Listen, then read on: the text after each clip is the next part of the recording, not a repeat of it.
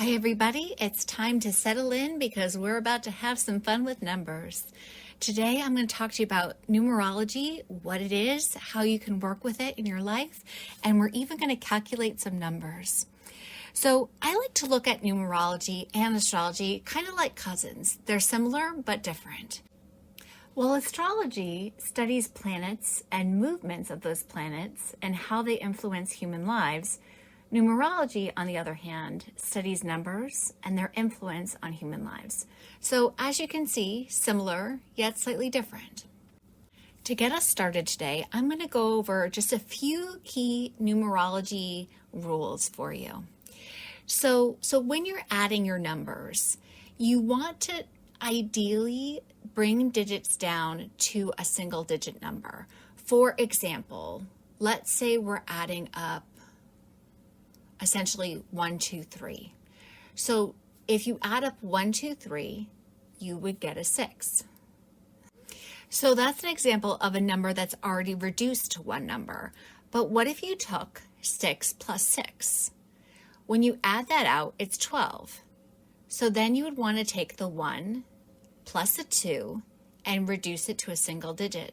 So if you took the 1 and the 2 and added them together, you would get a 3.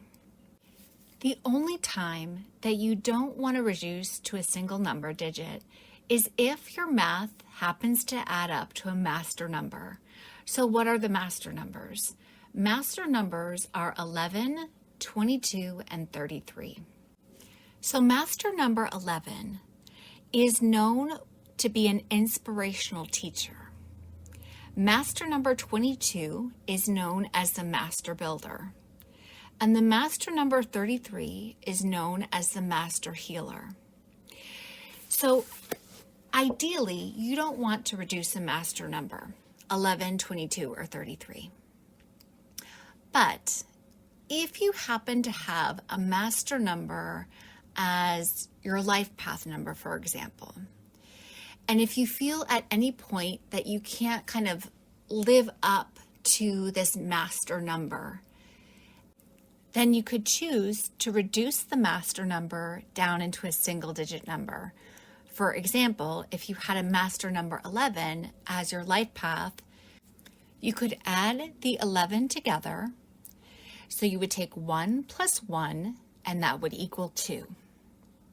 So now that I've gone over some of the guidelines for numerology, I'd like to go a little bit deeper into why it's important to explore numerology. So I started to get into numerology back in 2014. And the more that I explored numerology, the more I liked it as a tool, not only for being a reader, but also I found it to be a very helpful tool for my clients too.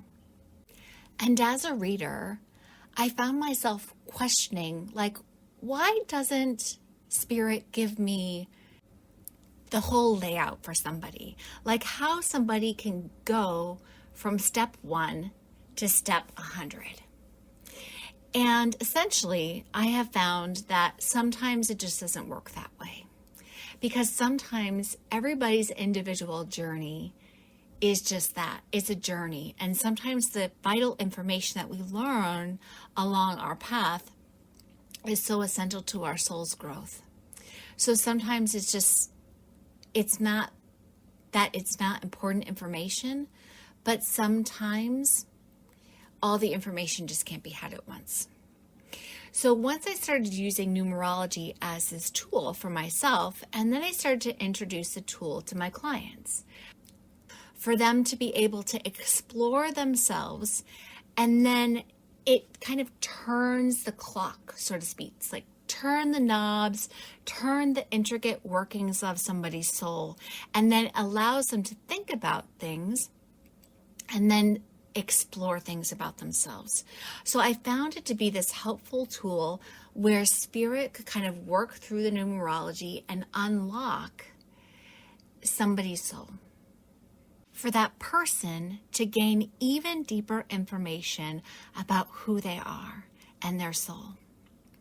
So let's get into some of these numbers. So remember in the beginning how I talked about how astrology and numerology are kind of like cousins. So the sun.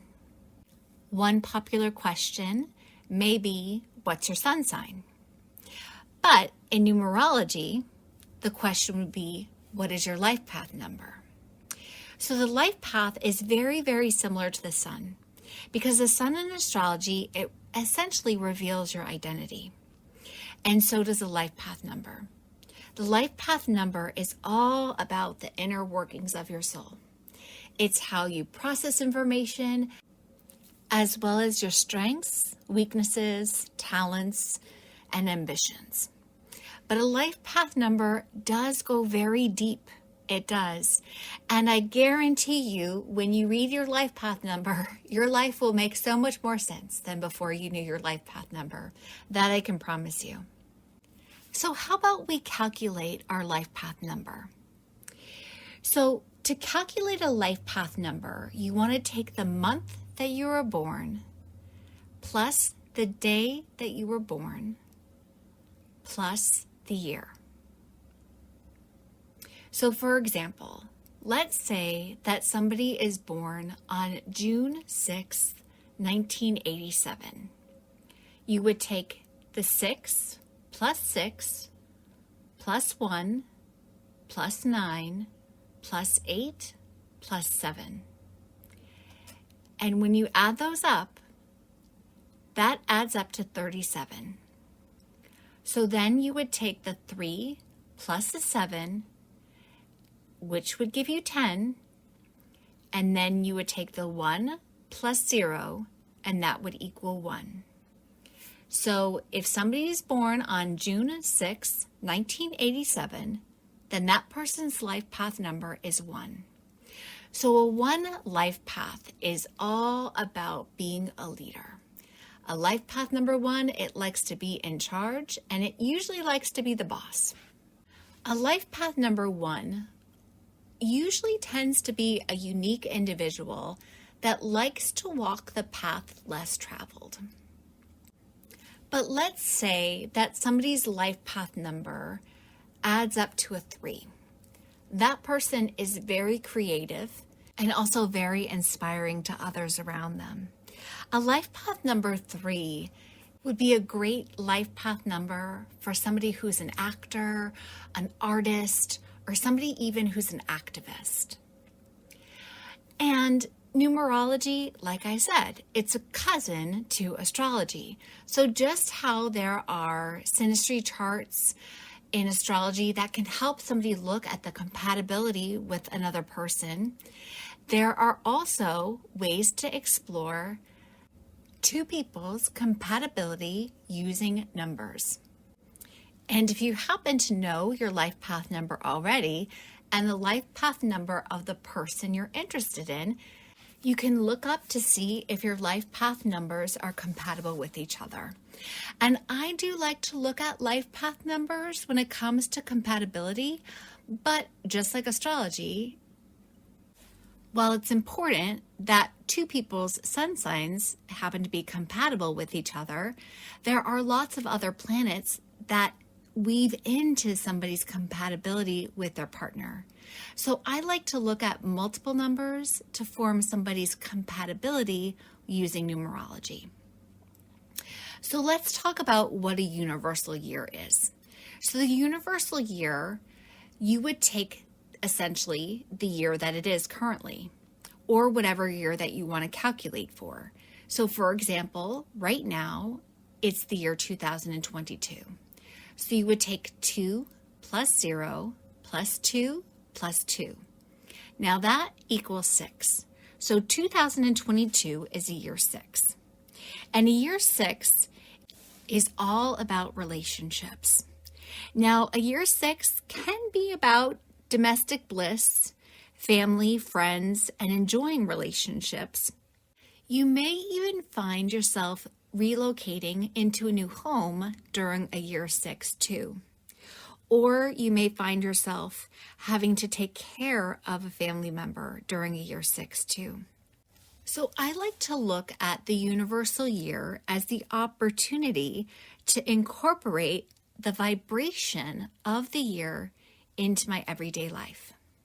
Because the vibration of the number 6 does vibrate at the frequency of balance and stability and matters of the heart. So now that we know the universal year, let's get into how to calculate your personal year. So a personal year, you are going to add the month that you were born, plus the day that you were born, plus the current year. So for example, the same person that we calculated the life path number for, born June 6, 1987, we are now going to calculate that person's personal year. So we take 6 plus 6 plus 2 plus 0 plus 2 plus 2. That equals 18. So then we take 1 plus 8, which gives us 9. So 9 is a great number for completion. So a 9 year, somebody is going to find themselves going through a whole lot of endings. Somebody may even find themselves going through some health struggles in year 9. But I assure you that year 9 ushers in a year number 1. Because in numerology, things work in cycles. So you've got numbers 1 through 9, and then the master numbers 11, 22, 33. So you've got this 9-year cycle, essentially, of energy. So when somebody's in a personal year 9, that means that that person is on the brink of embarking in essentially a new phase of their life. It's how the skin likes to rejuvenate itself every 7 years. Think of your body and your soul and your spirit and your energy as being in this rejuvenation process. So when somebody's in the year 9, they are wrapping up a lot of stuff and moving out of old stuff, welcoming new stuff in, just on the brink of that. They're on the precipice of that. And a year number 1 is all about new beginnings. So that's how you calculate a personal year. And if anybody needs help calculating their life path number or their personal year number, drop a comment below and I'll help guide you to find the answers. So let's go over one more calculation today to help you find your personal day. So again, just like in astrology, how you would like to look at your horoscope, let's say for the day, you can calculate your personal day in numerology. So it's kind of like a horoscope for numbers, for your personal numbers, I should say. So how do you calculate your personal day? So you would take your personal year number plus the current month plus the current day. So let's just say, for example, that somebody is going through a personal year 7 and the date is February 14th.